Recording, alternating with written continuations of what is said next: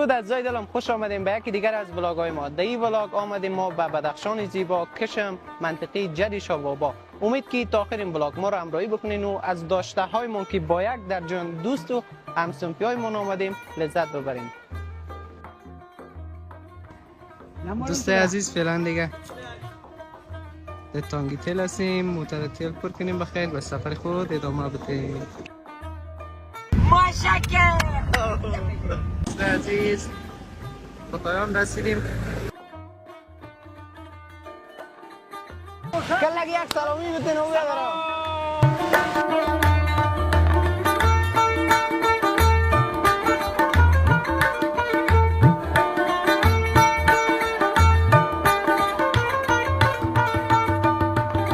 سلام دوستای عزیز، از طالقان حرکت کردیم به سوی کشم و مقصد کشم است و نان صبح در خطایان نوش جان میکنیم. بخیر به سفر ادامه میدیم.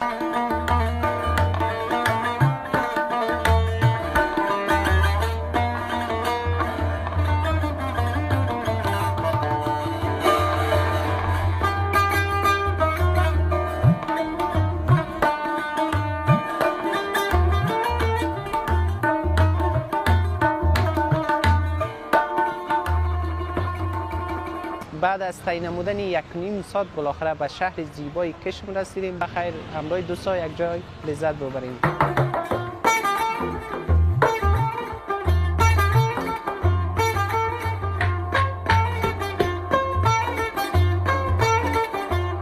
عزیز از شهر کشم تا به اینجا تقریبا 40 دقیقه راه کردیم تا اینکه آمدیم به جری شابابا. میگن یک جای بسیار برابر و بسیار زیبا و طبیعت زیبایی داره. بریم و ببینیم. تا آخر این ویدیو همراه باشین.